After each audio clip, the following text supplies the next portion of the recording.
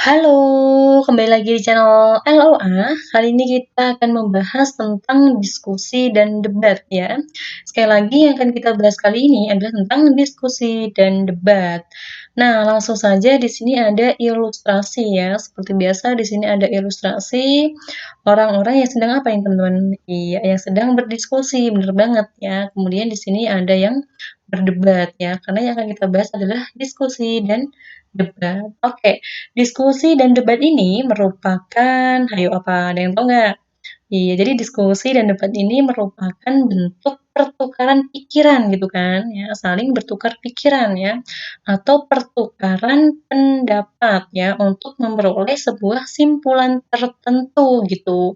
Sekali lagi ya, diskusi dan debat ini merupakan bentuk pertukaran pikiran atau pertukaran pendapat ya, untuk memperoleh sebuah simpulan tertentu gitu. Di dalam diskusi ya, mungkin bisa jadi muncul yang namanya perdebatan ya, muncul perdebatan di dalam sebuah diskusi. Jadi debat ini ya, debat itu adalah bagian dari diskusi ya. Jadi debat ini ya adalah bagian dari diskusi. Nah, debat ini terjadi jika apa teman-teman? Iya, debat ini terjadi jika ada dua atau lebih yang beradu argumen gitu kan ya. Debat itu bisa terjadi jika ada dua atau lebih yang beradu pendapat gitu. Dalam bentuk pendapat yang saling apa? Yang saling bertentangan gitu kan.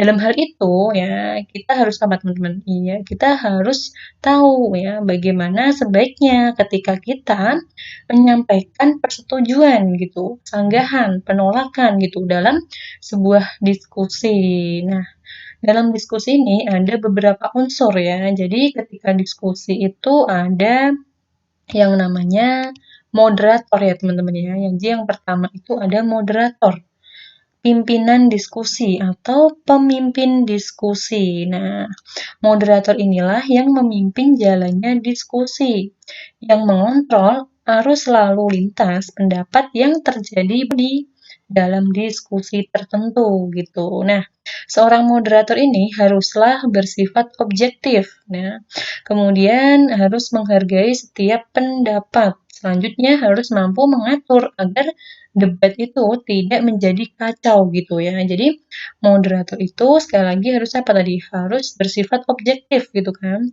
Kemudian yang kedua harus apa? Menghargai setiap pendapat dan selanjutnya mampu mengatur agar debat itu ya, debat itu tidak menjadi kacau. Nah, itu adalah tugas dari moderator ya, memimpin jalannya diskusi. Kemudian yang kedua itu ada notulen ya teman-teman ya. Unsur kedua itu ada notulen. Notulen ini adalah penulis diskusi atau pencatat jalannya diskusi ya. Jadi mencatat pokok permasalahan dan pokok gagasan yang ada dalam diskusi gitu ya. Jadi yang inti-intinya gitu ya. Dalam diskusi itu apa? Nah, itu adalah nanti dicatat oleh notulennya ya. Si notulennya itu harus mencatat apa-apa yang penting di dalam diskusi itu. Nah, yang ketiga ada pembicara. Nah, pembicara ini biasanya adalah pakar atau orang profesional gitu. Yang keempat adalah peserta diskusi ya. Jadi yang keempat ini adalah peserta diskusi. Peserta diskusi ini adalah orang yang ikut di dalam diskusi tertentu ya. Dia bertugas mendengarkan apa yang disampaikan oleh pembicara dan memberi pendapat pada waktu diberi kesempatan. Itu adalah peserta diskusi. Nah, ini adalah ilustrasi dari unsurnya ya teman-teman ya, unsur dari diskusi dan debat ya. Jadi ada yang pertama moderator, pembicara, notulen, kemudian yang lain menjadi pesertanya gitu kan.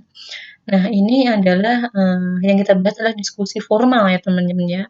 Jadi yang kita bahas ini adalah diskusi formal ya.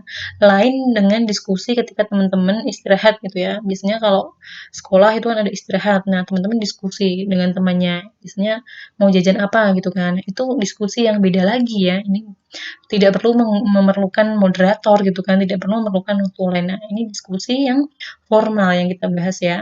Jadi diskusi di dalam sebuah forum tertentu gitu. Nah, selanjutnya biasanya di dalam diskusi ini ya nanti akan ada yang namanya mengemukakan yang namanya pendapat ya.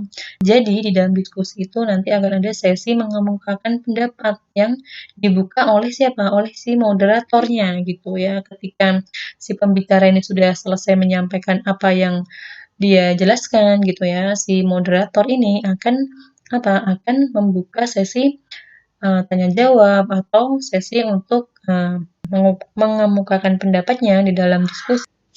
Oke, jadi sekali lagi ya, ketika di dalam diskusi ya, ketika pembicara ini sudah selesai menyampaikan apa yang dia jelaskan gitu, nanti yang akan tiba waktunya si moderator akan membuka untuk sesi tanya jawab atau mungkin di sini peserta diskusi itu bisa menyampaikan pendapatnya gitu kan. Nah, nanti si notulen itu mencatat apa pertanyaannya, kemudian apa masalahnya gitu kan.